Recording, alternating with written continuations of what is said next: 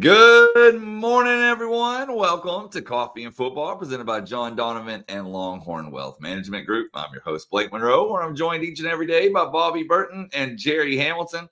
Tell us where you're checking in from this morning, what you're drinking, get your questions in. Of course, we're coming off the bye week, fellas, so we got a lot to talk about as Georgia is the opponent this week. And I thought maybe we could take a look at the line, the weather here. So originally, back in the summertime, this was a 2.5-point game. It was a very early line.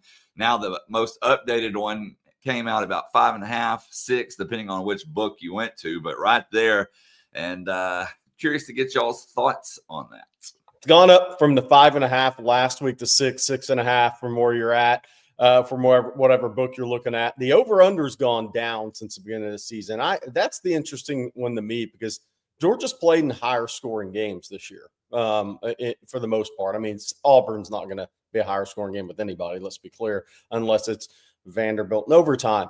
Yeah, that's a surprising one to me. I expect a few more points to be scored than that. I expect both those teams to hit the over on that. Not like I'm a betting guy, but, you know, my take on this game, Bobby, is we know for sure three things on Georgia's side and one thing on Texas side that has to happen. It's a red out in Athens. It's going to be a crazy night game environment. They don't like Texas. They're ready for Texas. Kirby Smart is going to have his team, us against the world mentality, coming off a strong performance. He's going to challenge them to be the most physical team in America and bring the physicality. In Georgia, if they don't play their best game of the year, is probably going to play their very close to it, which means Texas has to go play their best game of the year. I think it's pretty obvious from that standpoint, and it's what November 14th football or November 15th football should be about right now. It's two teams that are in the playoff hunt, and it's time to bring your best. And I can almost guarantee Georgia's going to bring their best. It's going to be that type of environment and that type of setup for them. Yeah, I mean, you're looking for ways if you're looking for ways for Texas to win this game, and not talking about the spread or the over-under or any of that other stuff. It's going to have to be a Texas defense, in my opinion, that gets Georgia off kilter. And what I mean by that is they were so almost surgeon-like against Mississippi State. Run, run, pass. Run, run, pass. 2nd and 2, pass for 18 yards to the tight end. They excel in ball control style offense, but it all starts with the run game. If you can stop their run game or mitigate it at least and create some negative yardage plays, in my opinion, Jerry and Blake, then Texas gets a different situation and a different look from a Georgia offense that frankly has looked phenomenal this year. As far as the Texas offense is concerned, we need to see a little bit of what started at Mississippi State and carried on through Vanderbilt. First and foremost, the protection for Arch Manning against Vanderbilt was impeccable. If Texas can get anywhere close to that, that will be a win. Not necessarily an overall win. I'm not predicting that, but that will be a win for the Texas offense, and then start stretching those points. Look, I think the winning team here is going to need 24-27. That's what I'm thinking. Not 21. I don't think that's going to get it done. So if you want to beat Georgia, you're going to have to score 24-27. That's going to be that, in my opinion, that's going to mean much better play and execution overall. Not unlike what they did against Mississippi State or Vanderbilt, but Georgia does have better athletes and more talented. So we'll see how it goes. But yeah, to that point, for those that watched Georgia in any this year, Mississippi State, even that game, Rod and I talked about this last night. If you can get Georgia in the 5-man protection, which is hard to do because they've been so successful running the football this year, if you can get them in 5-man protection, even Mississippi State got a little pressure. But that's the whole key. Can you get them in 5-man protection enough? Their tight ends are so good to where you have your advantages in a pass rush standpoint. Because if Texas can get them in the 5-man protection situations, Texas has an advantage rushing the passer there against Georgia. It'll be interesting. Now, Georgia, for those that don't know, we got all week to talk about it. 379 rushing attempts, 275 passing attempts this year. Well, this is the type of team that Kirby likes. They run the football well. They run it 58% of the time, and they play in third and short and medium. It's a good ball club. I watched the entire Mississippi State game. I know a lot of people were focused on another game going on, but I watched the entire game. Georgia's a complete team. They're not just good on offense. They're not just good on defense. They're really good on special teams. I think they're the most complete team Texas will play this year. Now, there are certain aspects of other teams that may be better. The offenses, for example, at Ohio State and A&M may be more powerful or may have more, whip to them, as I like to call it. But the idea that this is going to be anything other than has to be an A performance and has to be a thorough, both sides of the ball clicking all the entire game. That's what it takes. And 33 for Georgia's full-grown man. That's the Bowers running back. He is a grown man, and they held him out of the second half of that game so they'd be ready for Texas. I wasn't sure if he wasn't talking about 30. I wasn't sure if he wasn't talking about 33 at linebacker for them. Maybe it's Bowers though. I mean, it is. It's Chunky Bowers. I mean, he's unbelievable. 33 best linebacker. Really, well, all their linebackers are NFL players, but 33, the kid they're playing as the edge backer, is really coming on for them right now. But look, I mean, Georgia's gettable. One area I'm not. Bobby and I are a little different. I think their secondary can be had. I don't think they're as talented as Ohio State. As good a team. I think their secondary can absolutely be had if you can control their linebackers. They're bringing multiple linebackers in the same A gap against Mississippi State last week. They brought 2 backers in the same A gap of that game last week. It's almost, they should have just been holding hands. It was pretty crazy to see. Control their linebackers, and Texas will score points, but you got to control their linebackers. I want to mention that we're going to have Marcus Myers joining us here in a few minutes. And Bobby, I also need you to tell everyone this morning about our sponsor, John Donovan and Longhorn Wealth Management Group. Yeah, happy to do that. John's a proud UT alum whose wife and 6 siblings are all UT grads. This UT family passion is what led John to create Longhorn Wealth Management Group more than 30 years ago and dedicated to providing investment, retirement, insurance, and estate planning services and solutions to Longhorn families and friends across the nation. John enjoyed using the bye week to host his annual Longhorn Wealth Client Appreciation event at Tufts Brewery in McKinney. Everyone had a great time. Now he is focused on offering all of you a free 90-minute private consultation to learn how working with a certified financial planner can help you maximize your wealth, minimize your taxes, and ensure your legacy. Call John, the Longhorn Wealth team, 972-707-4900, or go online, www.longhornwealth.net, to schedule your free 90-minute private consultation with John today. Hook them from John and the Longhorn Wealth Management team. Thanks, John, for your ongoing sponsorship of On Texas Football. Well, we have a super chat before I bring Marcus on. I want to read real quick from Justin. Thank you, Justin. He says, I find it funny that the Aggies have been in the SEC for 14 years, and the last time they played against Georgia was in 2019. Very, very true. I mean, if those that followed the Jimbo era at A&M, I'm not sure how many there was. He got the short end of the stick when he got hired. They had a brutally tough schedule those first 2 years he was there. But yes. Well, they need to play him more recently. Texas played him 3 times since they played him 0. Yeah. So it's okay. Hey, look, Georgia's been, and I don't mind all the schedules to talk. You have to beat them all anyways. I mean, that's just the reality of it. And you're either good enough or you're not.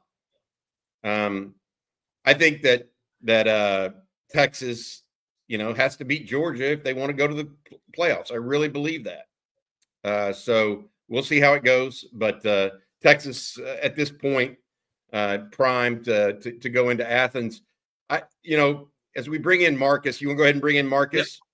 I want to ask him about this going on the road to a big place like this in Athens, Marcus. What are your first thoughts when you think about going into a big road atmosphere like this?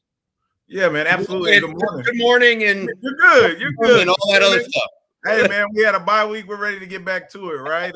So I'm glad to be here again, man. Hope everybody's doing well. When you talk about situations like that, Bobby, I think you think about, some of the venues that you've heard about over the years. Playing between the hedges is always something that I've, wanted to be able to check out in person, and certainly am working towards being able to do that this week, as long as so a couple of things fall right. But I think, it's just you go in knowing that, you're hated, right? Like, they're going to be primed up. We've talked about how they've benefited from some of these day games and some of these hostile environments. Well, you don't get that this week. You get the primetime showing.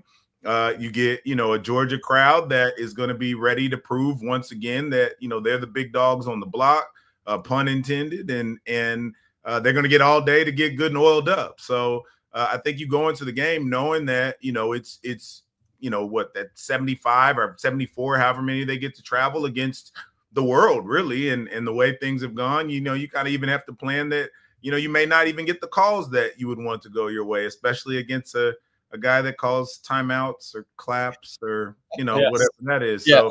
So you go in prepared, ready to have your back against the wall, and that it's just, you and your brothers to the left and right of you, and you do everything you can to come out with a dub. Hey, Marcus, if you watch from what you've seen from Georgia this year, if you watch Mississippi State, what are their strengths in your eyes?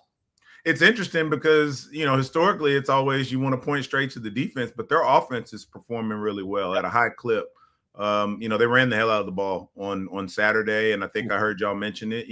We're able to get some guys out in the second half to where you didn't risk them. And so for me, it kind of becomes good on good, strength on strength, if you will, where our defense has, been one that has been pretty formidable against the run, and they've shown a penchant to be able to run the ball well. But they also have some weapons on the outside. And so, you obviously have some concerns of, hey, did we get, some of our pieces back to help shore up the back end some? But that's kind of how I see it going into the game, Jerry. And their quarterback is making plays. He's been very efficient. And I think, their style of offense will look a little bit different than maybe some years past, but no mistake about it. They can put up some points and they can run the rock. I agree with that. Run the rock. Marcus, as a defense, Texas, I feel like, needs to find a way to create some odd downs and distances for Georgia. They just looked so efficient on Saturday, moving the ball up and down the field. They were constantly in 2nd and 4 or 3rd and 1. It just looked too easy for them. What does Texas need to do to get them behind the chains a little bit and just create some uncertainty, I guess is the best way to put it?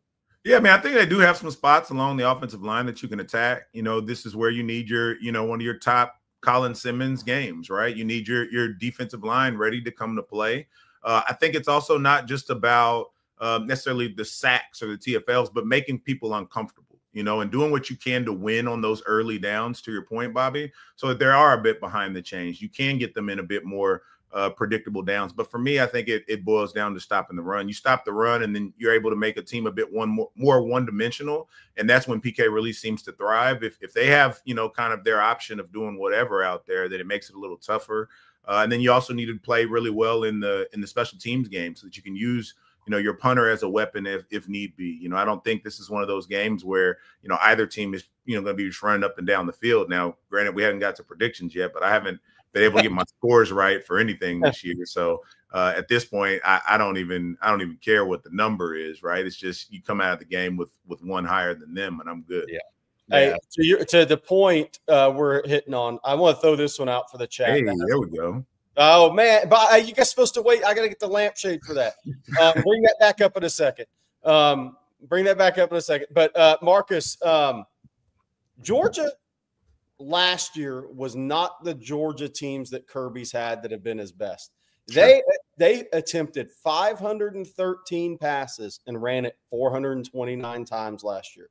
That has not been Kirby Smart's formula. They have totally flipped that this year to 58% run, maybe 58.25% run, rest for 300 last week. The one thing about this game is Kirby's about to try to bring it physically.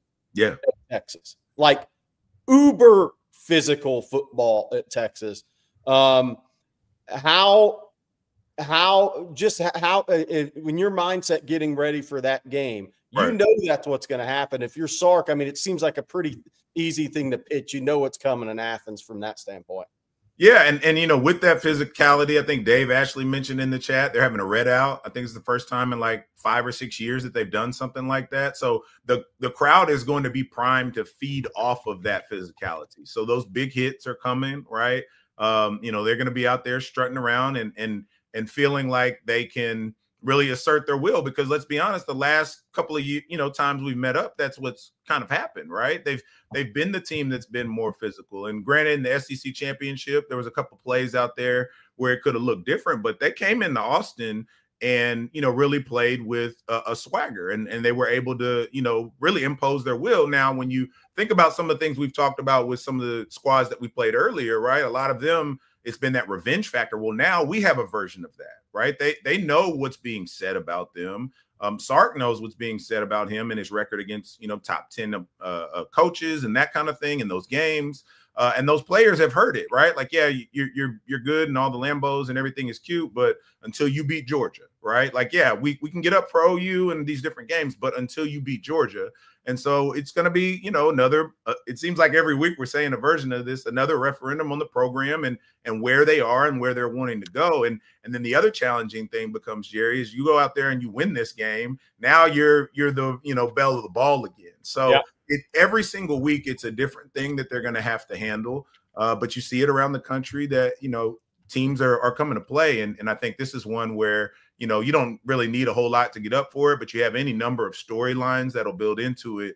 And I think the coaches literally can just point to the last 2 times these teams have met.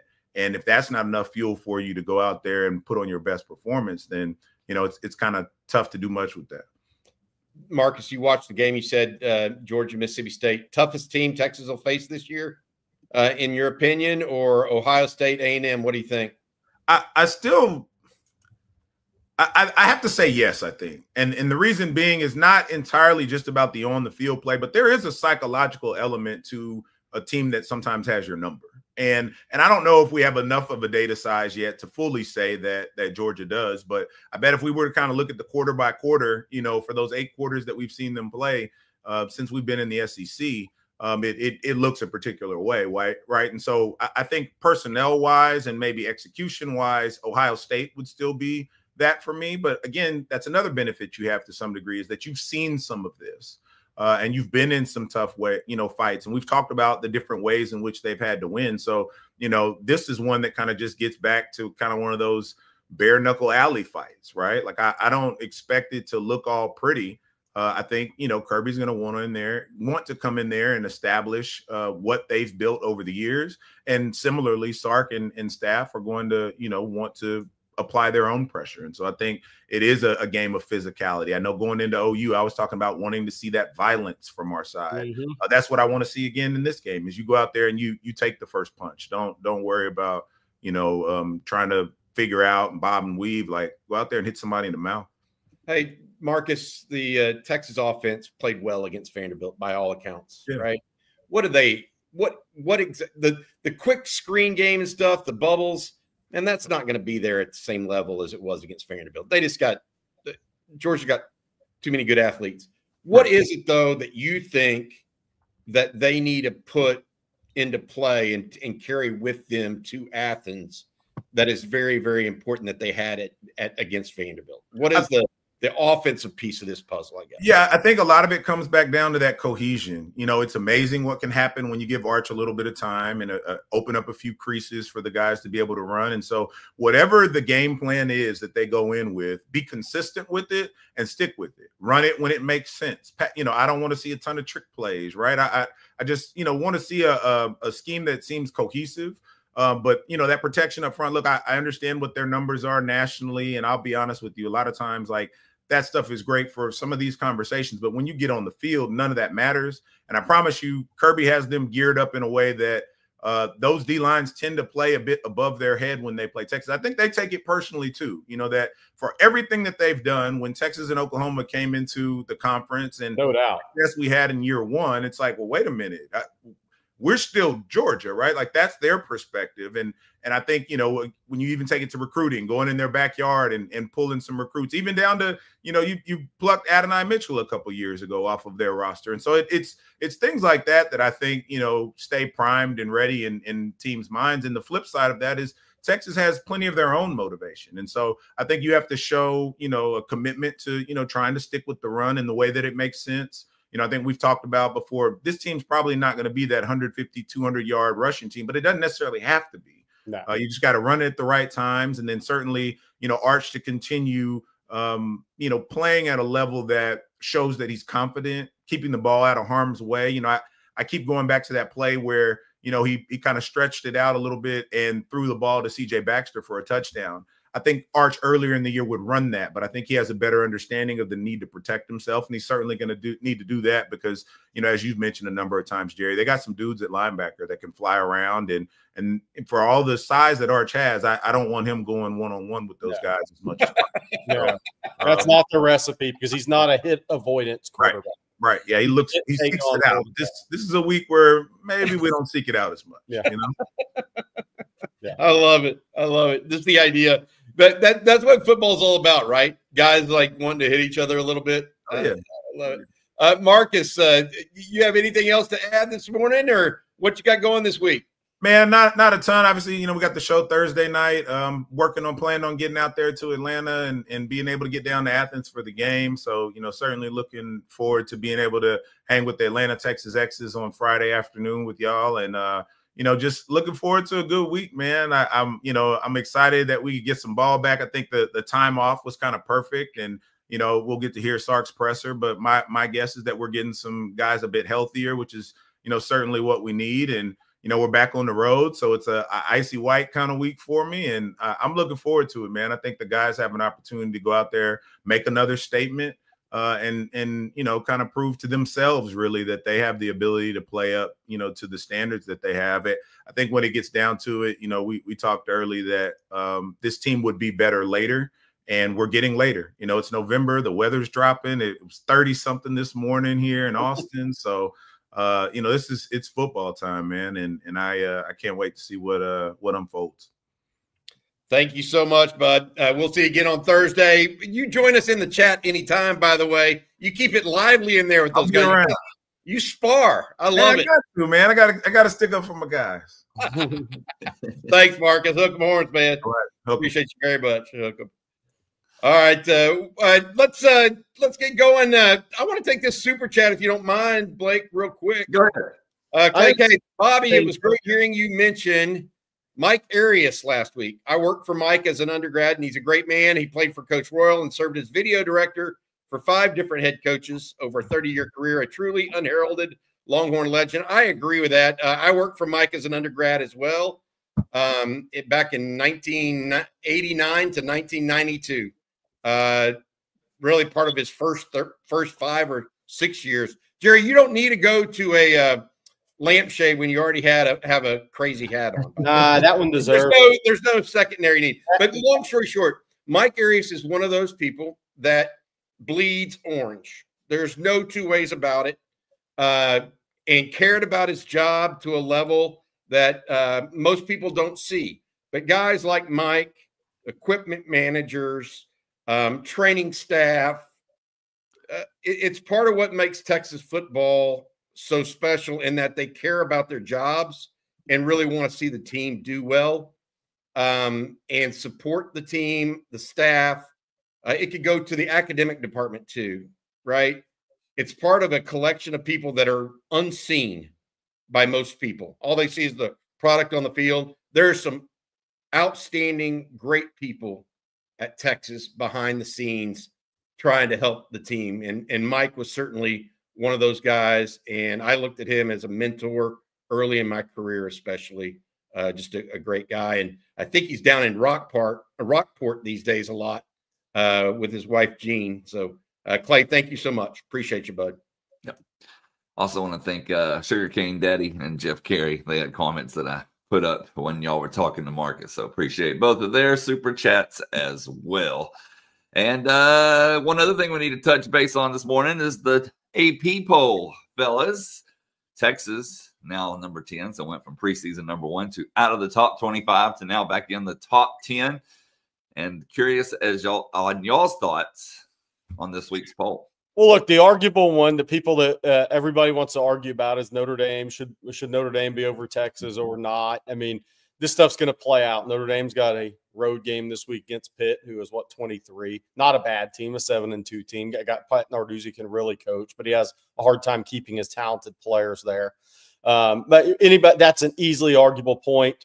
I looked at this and said, I mean, I know BYU has one loss less, but I don't understand why they're ahead of Vanderbilt. They're not beating Vanderbilt. What was interesting was it was another body blow weekend for the ACC. And I continue to say a 9-3 team is going to get in the playoff this year, unless Vanderbilt wins at Tennessee. If Vanderbilt can get to 10-2, that's going to knock a 9-3 out. But I don't know if Vanderbilt will win at Tennessee, but that was another body blow weekend for the ACC. Virginia and Louisville lost again. So the ACC keeps taking hits. It's headed to a one bid league. If Texas Tech and BYU, Utah can't get to the Big 12 championship game at 15 unless BYU or Tech lose 2 games because they have the tiebreaker. They both beat Utah. So it looks like BYU and Texas Tech will play again. If Texas Tech handles them again, it'll be a one bid Big 12 league as well. Then Notre Dame comes, and then you have Notre Dame at Pitt this weekend. Unless Pitt pulls the upset, Notre Dame will get in at 10-2. But if the ACC and Big 12 are both a one big league, I think the door's open. Yeah, if they're both one bid leagues, I just don't know how that's going to work out. I mean, how do you keep out a one-loss BYU? Well, they won't be if the Tech beats them again. But that would have to be in the conference championship, and they agreed that conference championship games couldn't be used against a team. Yeah. So just putting that out there, it's hard. But look, I didn't watch enough of BYU Tech. Like I said, I was focused on Mississippi State, Georgia during that time frame. I think the AP is almost – let me ask you this. Isn't the AP essentially irrelevant these days?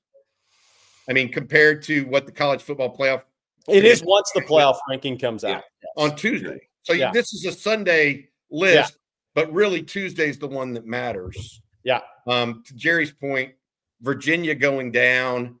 I mean, who's the best team? Is there a good team in the ACC right now? No, I mean it's a league where one team gets in. The winner of the conference championship game gets in, right? So, but they're not going to be a 2-bid league. I don't see it. I mean, even if Miami were to win out somehow and get the 10-2, which they have 2 road games coming up, that's at Virginia Tech and at Pitt, who Pitt is a decent team again to end the season. Georgia Tech has Georgia left on their schedule. So that NC State, Georgia Tech losing at NC State was a body blow for the ACC long term. Because if Georgia Tech loses to Georgia, then they're going to get knocked down again. Now, one ACC team has to get in, the winner of the conference championship game. But they're not getting – I don't see any way they get 2 teams in. I don't see any way the Big 12 gets 2 teams in either. I think they're both going to be one-bid leagues. How about this? Look at 20 – I will say this is somewhat interesting. 24 and 25. James Madison and South Florida are vying to be the low-level teams that get one of the group of 5 that get in. Yeah. That's a pretty close ranking for those 2. Yeah. They're going to be, going for style points the rest of the way, I think. Yeah. Both of those coaches, by the way, headed for bigger jobs this offseason. The James Madison coach apparently is the odds-on favorite now at Virginia Tech, not James Franklin. We'll see if that happens. South Florida, Alex Golish has been mentioned multiple places. By the way, and BYU, somebody's mentioned that BYU has a couple more games they can lose. That is true. TCU and at Cincinnati. So they do have UCF at home. BYU still has a couple of tough games. So, again, they would have to lose 2 to not get in the Big 12 championship game. But it's easy to see them taking another one in the next 2 weeks. Well, before we move on to our next subject, fellas, I'm going to let Bobby tell us first about Tecovas. Yeah, one of my favorite products. Anywhere worth going is worth going in good boots. Went to a party the other night in Austin in these boots. Born in Texas in 2015, Tecovas are handcrafted with every stitch on point. Tecovas boots are made for a good time and a long time. I love the fact that they're already broken in right out of the box for comfort. Tecovas makes it easy for anyone to find their favorite boot with all kinds of sizes and styles. Tecovas are simply the best boot around. They can either be daily boots or you can feel dressed up in them right now. Get 10% off at tecovas.com/Texas football when you sign up for email and text. That's 10% off at TECOVAS.com/Texas football. With Tecovas Best in the West guarantee, you get free returns and exchanges for 30 days. Tecovas.com/Texas football. See site for details. Tecovas, point your toes west. And Jerry, if you'll tell us about Ridge Wallet this morning. I can do that. Just think about it this way. Is your lower back ever hurt from sitting on that giant brick all day, driving on I-45, I-10, I-20, I-30, wherever you're at, country roads? Were you sitting unevenly? That's why you need Ridge. You probably already know Ridge for their unique, slim, modern wallets. Well, Ridge just took their game-changing wallet and made it even better. Say hello to Ridge 2.0, the most refined version of the Ridge wallet. Ridge has been perfecting the wallet for 12 years. This isn't something just put together quickly. Everything is better on the Ridge 2.0. It's 10% lighter. Sounds good. Every gram matters in the Ridge Wallet 2.0. They found the perfect balance. They made it more modular with improved cash straps, money clips, and the AirTag attachments. Improved surface design with logos and matching plate cash straps made with premium materials like aluminum, titanium, and carbon fiber. It holds up to 12 cards plus cash. You got to hide it from the wife, though. Over 50 colors and styles to choose from. It's easier to get it. It's easier to find the Ridge wallet and just roll with it, right? You can even get a wallet that features every NFL, MLB, or college team. Boy, Cleveland Indian pitchers are in trouble. Perfect for holiday gifting, especially since Ridge is having their biggest sale of the year right now. Plus, all Ridge wallets have a new industry-leading built-for-life warranty. So even if your wallet is lost or stolen, they have got you covered. Over 100,000 five-star reviews. That's going up by the week. Proof that Ridge is a gift people love to receive. Losing your wallet is the worst, but with the Ridge tracker card, you always know exactly where it is before panic mode kicks in. Perfect peace of mind for holiday travel and gifting. Give gifts that stay out of the junk drawer and find their way into morning routines, travels, and adventure. For a limited time, Ridge is having their huge Black Friday sale. Head to ridge.com to get up to 40% off your order. This is by far the biggest discount they've given all year. That's ridge.com for up to 47% off your order during the biggest sale of the year. After you purchase, they'll ask where you heard about them. Well, you tell them the best damn Texas show on YouTube. That's it. And one other in Culligan, Jerry.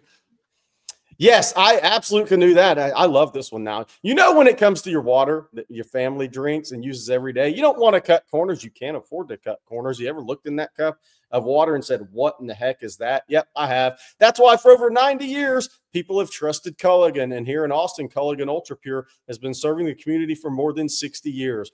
Culligan Ultrapure provides high-quality residential water treatment at an affordable price, including reverse osmosis systems, water softeners, and UV purification lights. Whether your water comes from a well or a municipal source, Culligan has the perfect treatment solution for your home. And right now, you can schedule a free water test and save up to $600 when you mention On Texas Football. Culligan Ultrapure proudly serves Austin, Corpus Christi, Victoria, Brownwood, Pampa, and Plainview. So don't wait. Call Culligan Ultrapure today at 512-339-2378. Ask for Michael to schedule your free water analysis. Again, that's 512-339-2378. Better water starts with Culligan, and I'm here to tell you, if you ever looked in that cup after you get water from the tap and you're looking in that cup saying, what is in my water and what am I putting in my body?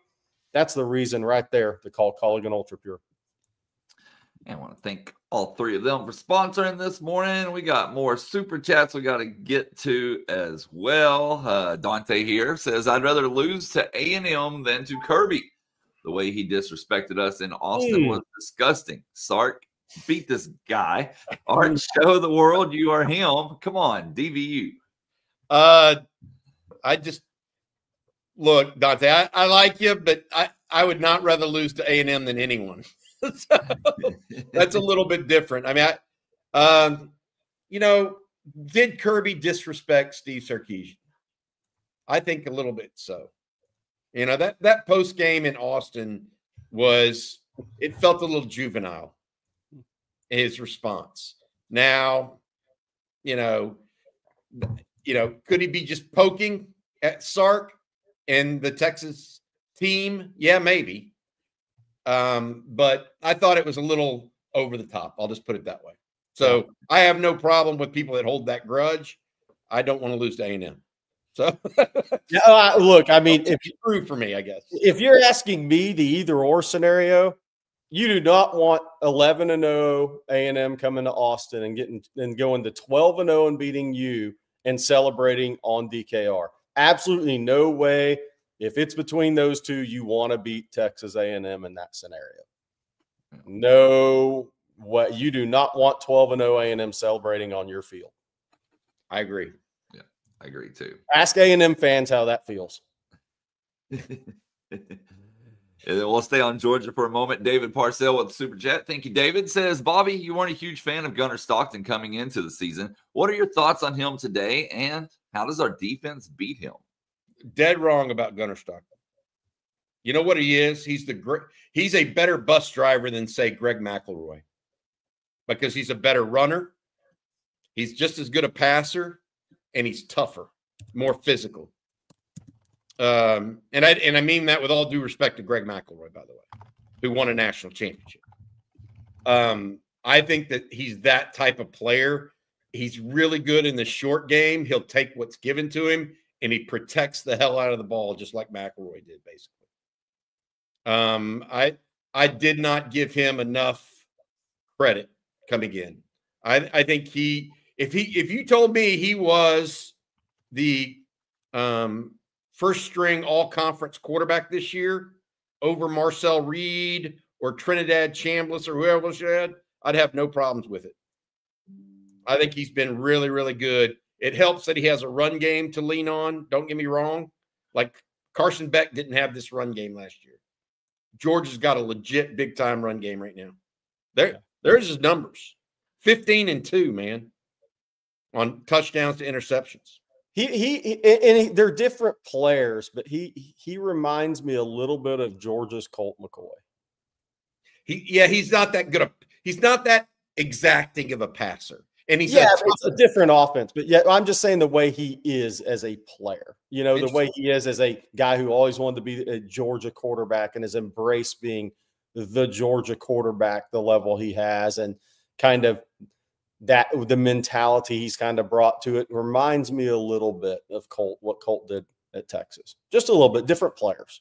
He has no problems using his tight ends out of the. He's got good ones. Yeah, he's got good ones. We'll see if Lawson Lucky, by the way, Jerry, their number 2 tight end, is able to play. He looked like he's in the concussion protocol. Yeah. For sure.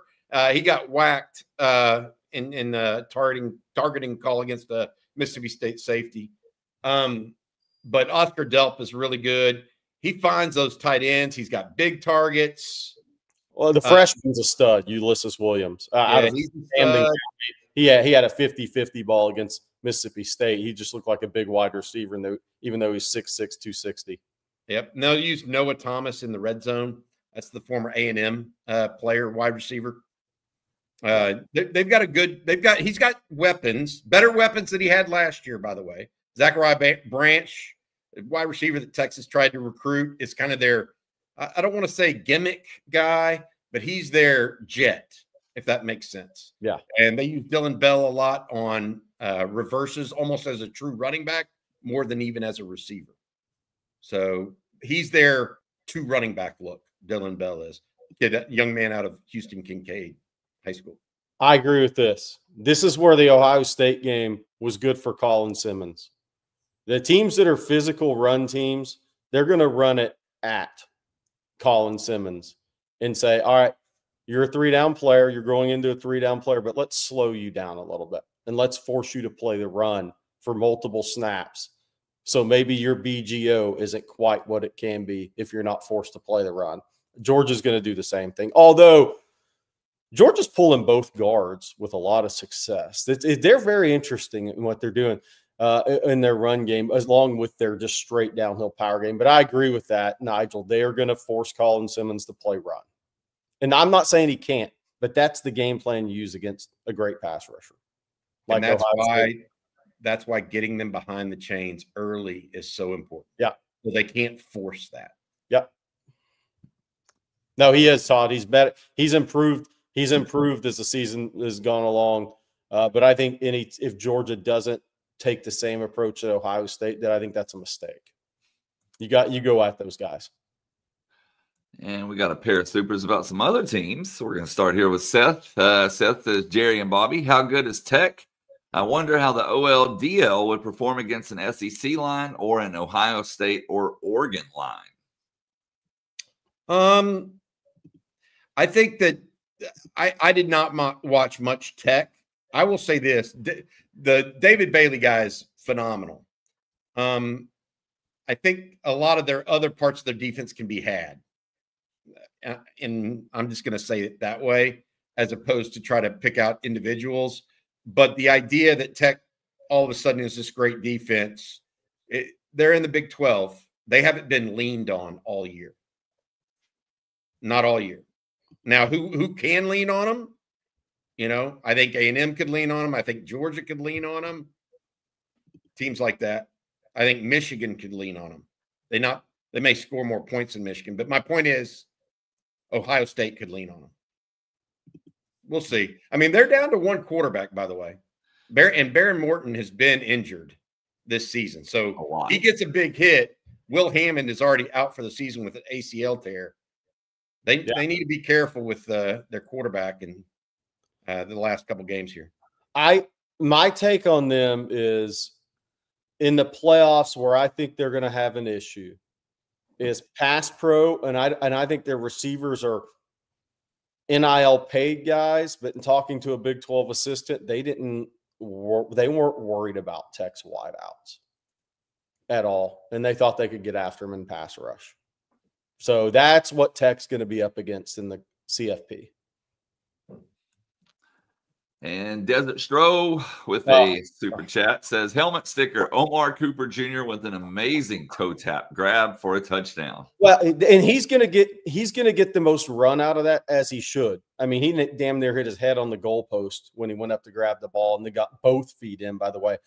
But the whole drive and that throw by Fernando Mendoza too, the whole play was off the charts unbelievable.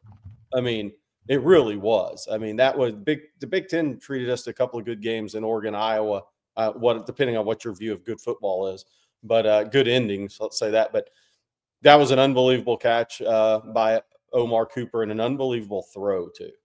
Could be the play of the year. Yeah. In my opinion, play of the year. As of right now. I mean, is there a better play that encapsulates this season for an upstart like Indiana? Or college football generally. I can't think of one. So maybe somebody else has a better one so far this year. No. And for all of college football, by the way, not just Indiana or Texas or whoever. Yeah. Let's see here. Let's take this question from Ismail. And Ismail says, how often does Sark need to rotate the OL to compete with Georgia? Does Baxter need to have a heavier load? I don't think Sark's going to need to rotate offensive line to compete. We'll see what they're going to definitely go with Cole Hudson at left guard and Connor Robertson at center. Do they change that up somehow in the middle of the game if Robertson or Hudson's having a issue at their positions? Perhaps. I do think Baxter has to have a heavier load. Somebody mentioned earlier, Ismail, and this is thanks to Ismail Cervantes for the question. Somebody mentioned earlier that Trey Weiser only had 52 yards rushing between the two games. Last year, Texas did not have an inside runner against Georgia. They absolutely have to test Georgia between the tackles, or else they are going to be pinning their ears back coming after the passer. Yeah. I mean, so yeah, you have to be willing to have 2-yard gains. Yeah, you have to be willing to run Cedric Baxter in this game, in my opinion. Period. And if you don't, you're going in it with one hand tied behind your back, which is what Texas did on offense against Georgia both times last year. They went in with one hand tied behind their back. Got to have an inside run threat at the very least. Yeah. About yes, in this game, totally agree. Christian Miller is a really good run defender on defensive line for Georgia. They don't have the guys they had last year as pass rushers or size overall, especially Jordan Hall out. They're a little young there, but Christian Miller is a first, second round level guy. He can really play the run. You got to block him. Well, let me tell everyone this morning about our friends at Prize Picks, because we make decisions daily. But on Prize Picks, being right can get you paid. And Prize Picks is so simple. You just pick more or less on 2 to 6 player stat projections. If you get those picks right, you can cash in, win up to 2,000 times your money. It's the best way to get in on the sports action in more than 40 states, including California, Florida, Georgia, and right here in Texas. And it's still very early this week. I'm still waiting for them to put out some more college football projections. But just remember, they have everything. College basketball, the NBA, MLB's at an end, but they have that too. NFL, anything and everything you can want, including esports. So go check them out. You can make your picks in less than 60 seconds. Turn your sports opinions into real money. Download the Prize Picks app today. Use code ONTexas to get $50 in lineups after you play your first $5 lineup. That's code ONTexas to get $50 in lineups after you play your first $5 lineup. And that's Prize Picks. It's good to be right. And Bobby, I'm going to let you tell everyone about Kirby Lane this morning. Yeah, Kirby Lane All Day Cafe has been an Austin institution since 1980, 45 years. Wow. I didn't know it was only 10 years old when I first started eating there. With the local vibe and late night pancakes you know and love. Now dinner is where they're raising the bar. Bold, chef-driven entrees like steak frites and Mediterranean chicken. Their famous queso and shareable plates. My wife and I went to Kirby Lane just last week when we were in town, plus a line of gluten-free options, and the bar stocked with craft cocktails that deliver. Kirby Lane is the Austin original for a night out with real flavor. Check the full dinner lineup at Kirby Lane Cafe. Again, Austin original, 45 years. Congratulations to them for doing it, and they are expanding across the state. All right, let's talk also about Hollow. These are some new socks I've been wearing. I tried them, Blake and Jerry, with those boots I was talking about from Tecovas. These are different than anything you'll ever see. Lightweight, supportive, and unbelievably soft. They're also 3 times warmer than wool and still lightweight. Why? Because they're alpaca socks built for the field. These are high-performance grade socks made from ultra-soft baby alpaca fibers, engineered for rugged conditions and designed to keep your feet dry, warm, and comfortable no matter where the day takes you. Hollow doesn't just make socks for the outdoors. They engineer them for every activity. They're everyday socks. They're compression socks. They're hunt socks. They're even perfect for long shifts and 14-hour days in boots. For a limited time, Hollow Socks is having a buy 3, get 3 free sale. Head to hollowsocks.com today to check it out. That's hollowsocks.com for up to 50% off your order. After you purchase, they will ask you where you heard about them. You can support our show and tell them that we sent you here at On Texas Football. Again, hollowsocks.com. Buy 3, get 3 free sale. Now, I wore them. They feel terrific. Hollow. All right. Well, we got a super chat here from Kyle. Thank you, Kyle. He says, last year, Jalen Walker and Mikael Williams took over this game on the road. I want to see Ant Hill and Colin Simmons do the same this year. Yeah, I mean, look, that's part of the big difference to me why Georgia's not as good defensively as they have been. We talked about that all offseason. Jalen Walker is a great football player. He had 4 sacks against Texas in 2 games last year. Mikael Williams had not been a productive player traditionally in college. He'd been banged up a little bit off and on. He had 4 sacks in 2 games against Texas last year. I mean, they had 8 sacks between those 2 players. Both went in the first round. Both are really good in the league and are going to be long-term players. And then Georgia lost Malachi Starks behind it. Now, KJ Bolden's a good player. He's a younger player, but this Georgia defense, that's why they're not as – one of the reasons they're not as good. They lost – and they have really talented linebackers. I think their top 6 will all get drafted. But they may not have one as good as Jalen Walker. Jalen Walker is a great player because you could play him in the middle. You can move him the edge. He was your best pass rusher. Oh, by the way, he could call your defense from the middle. He was good against the run. I mean, he was just a tremendous football player. So while they have 6 linebackers that'll get drafted that'll all play against Texas Saturday, they don't have one as good as Jalen Walker as an all-around player. And they would even tell you that.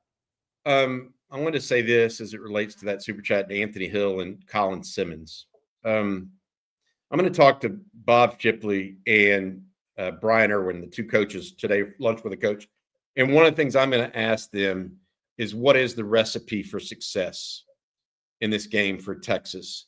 And I do think those 2 players and Ethan Burke are part of that recipe.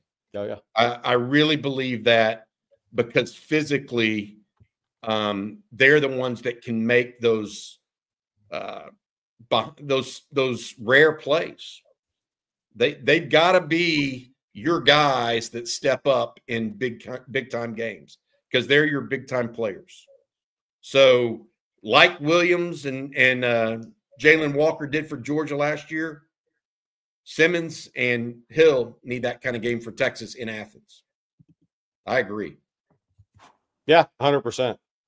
I mean, this game's pretty simple. I mean, in some ways, before you get into the game within the game, it's going to be physical, mano-a-mano game. That's the way Georgia wants it. That's the way their program is built. And now Kirby has that offense once again that is kind of fills that part from the offensive side of how he wants his program and run game to be. And it's Colin Simmons and Anthony Hill need to bring their absolute best and be stars. I totally agree. Because when Georgia went into Austin last year, Jalen Walker and Michael Williams were stars. They got to have it, bottom line.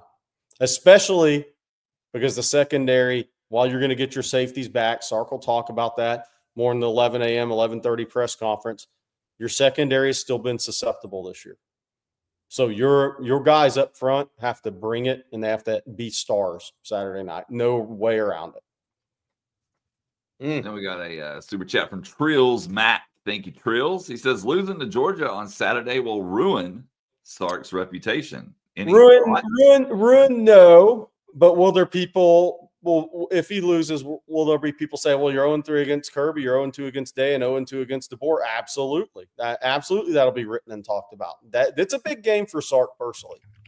Saturday, it really is. Does it ruin his reputation? Nah. But it does separate tiers a little bit. Yeah, ruin is a harsh word in my opinion. Would it detract from his reputation? Yes, and that's what Jerry's saying. Yeah. Would it ruin it? No. I mean, he's been to 2 college football playoffs in the last 2 years. He's on the precipice of possibly making a 3rd. After Texas had been, persona non grata in the top 10 for a decade. I think he's got a well-earned reputation, so it's not going to ruin losing to a team with a championship pedigree is not going to ruin his reputation. No, it just separates tiers is what it does, right? I mean, that's the reality of coaching on anything, right? I mean, it's like people talk about with Sean Miller in basketball. He needs to get to a Final Four to complete his resume.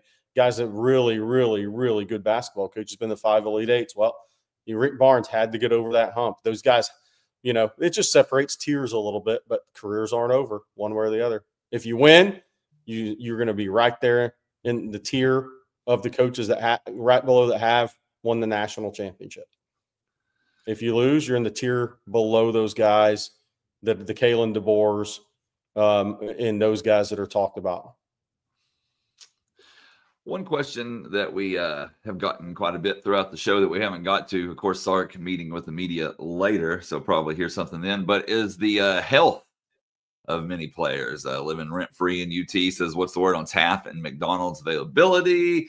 Jake Jones asking about McDonald. We've had a lot of those. Any insight on that, guys? So a couple things to say. I mean, all of those guys are expected back.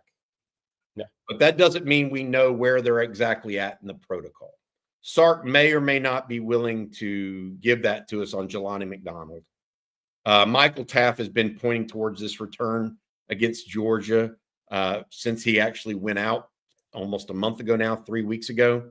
I assume everything's going well there. Ryan Wingo, by the way, who dislocated his thumb against Vanderbilt, he stayed in Austin over the weekend rather than go back home to St. Louis so he could continue to receive treatment to be as close to 100% as possible for this game against Georgia.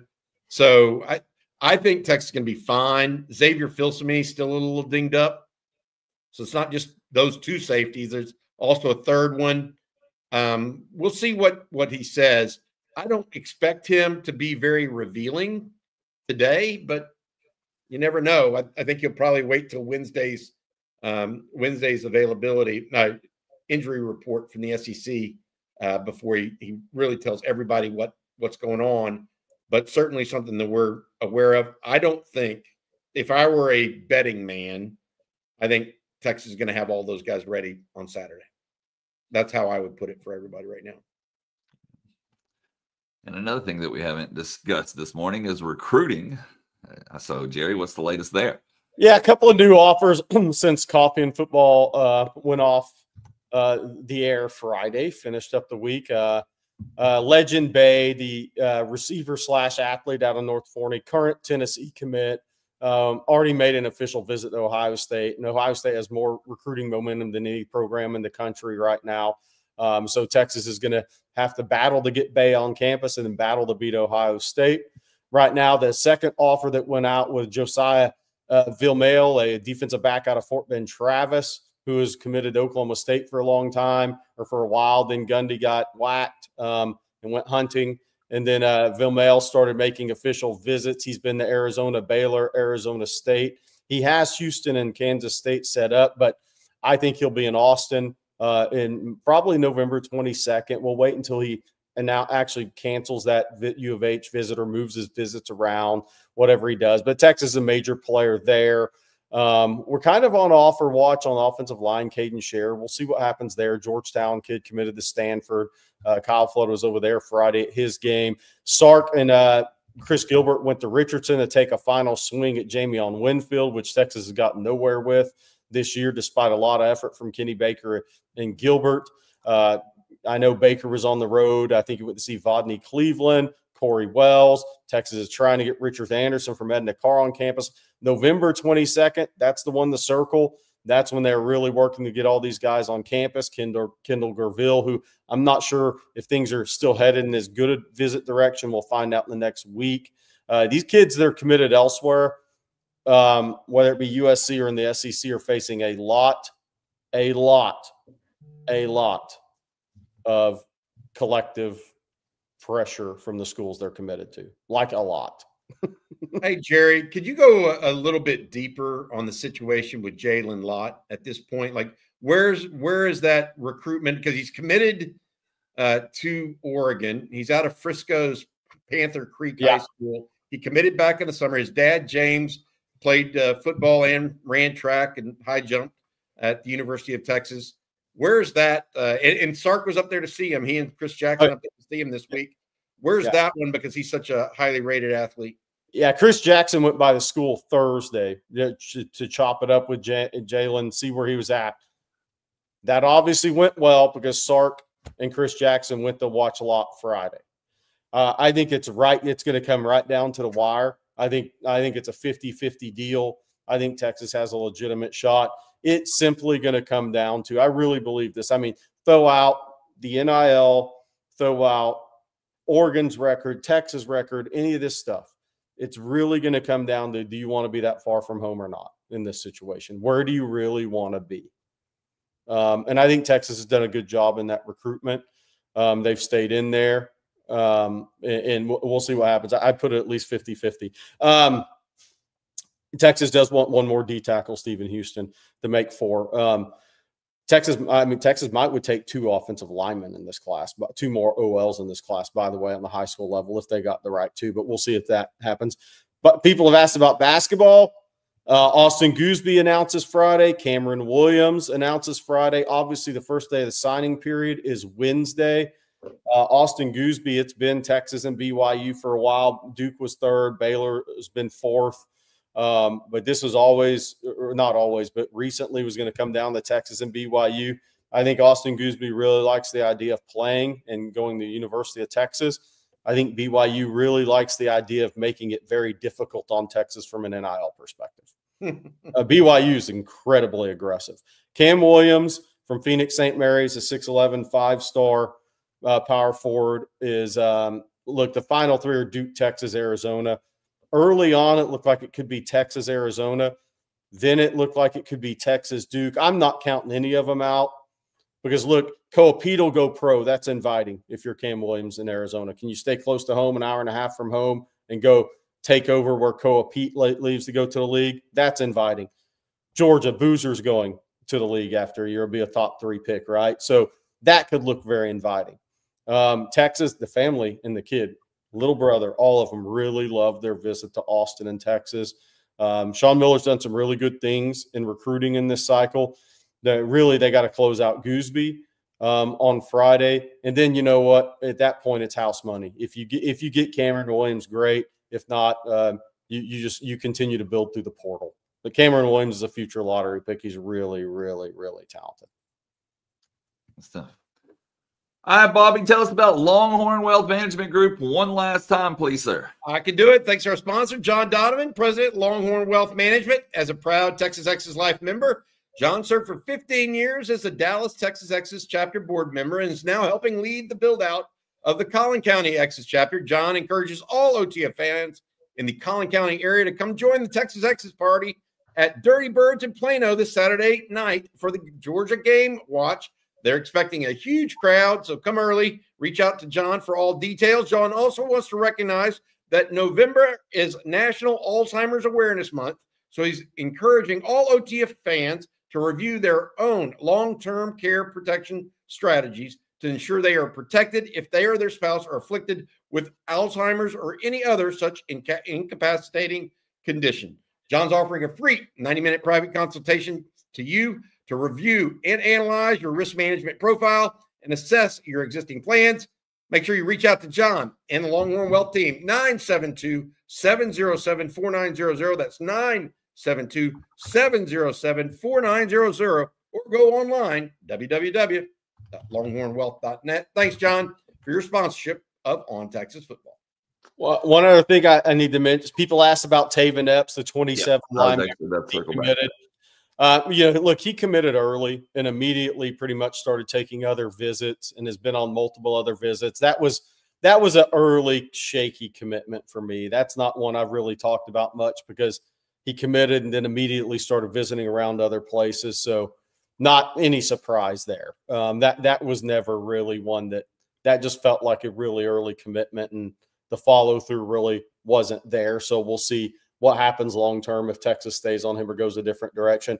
David Parcell says, no talk about the basketball win Saturday, beat Lafayette 97-60. The women beat up on Richmond, a good win for Vic. And the ladies from the men's side, Cam Heide has a minor shoulder. They held him out. I think Texas would have hit 14 threes in that game when Lafayette went the zone, because Cam Heide can, at 6'7", can really shoot it over the top of a low major zone. So they missed him. But look, I think Matas is going to get better and better and better and better. I think this team will improve under Sean Miller. And you're going to see kids like Declan DeRue, who got some minutes because Heide was injured. You get to start to see what he can become. He's got to knock down corner shots, though, because he will get corner shots. You got to knock down corner shots and then around everything else. But Texas played well. Dalen Swain's a really, really good basketball player. He'll make a lot of money playing pro basketball, whatever level that is, whether he makes an NBA team, whether that's a two-way guy, or whether that's a top league in Europe while he builds a perimeter game, then comes back to the NBA. He's tremendous. And the more Texas plays through him, I think the better they are. And they have 3 more games before they head to Maui, which will be similar to Lafayette, different types of rosters, but similar. I think the way it'll play out. So they'll continue to get the build. Simeon Wilcher hit 3 threes Saturday. Continue to build some of these guys as they head into Maui to play an improved Arizona State team. And we got a super chat before we get out of here. From Bobby says, etc. too much. Thank you for your super chat. Says Jerry, clarifying the college football playoff selection. ACC is not guaranteed a spot. The top ranked conference champs are guaranteed spots. ACC could be left out. That's true. I mean, it's possible if they all just keep beating up each other.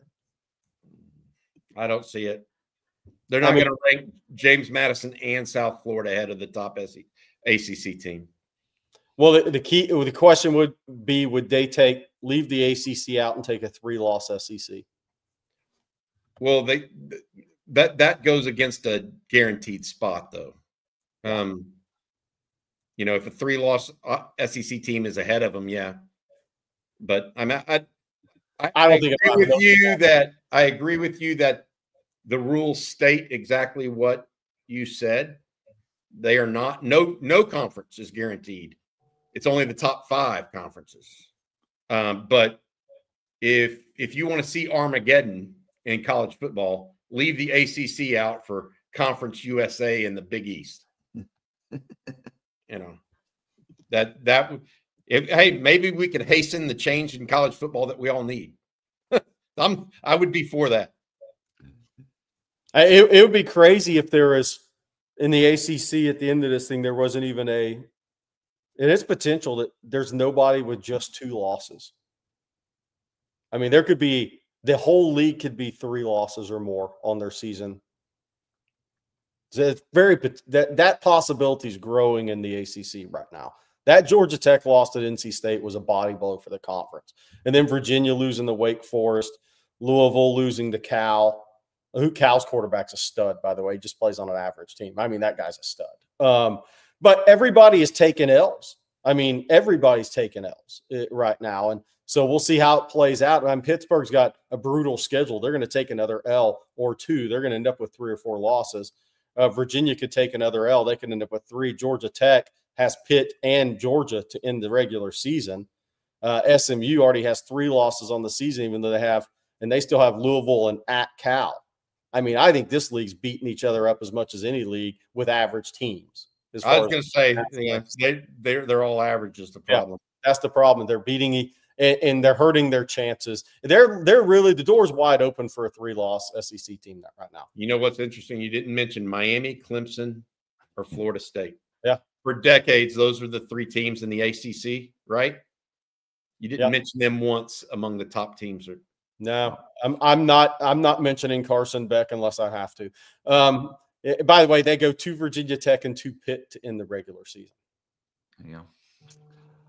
All right, guys. Well, that's going to do it for today's episode of Coffee and Football, presented by John Donovan and Longhorn Wealth Management Group. Want to thank John, along with Prize Picks, Secovas, Culligan's, Kirby Lane, Ridge, and Hollow Socks, all for sponsoring today's show. Of course, thank you all for tuning in as well. Speaking of tuning in, Bobby, what can they tune in later today?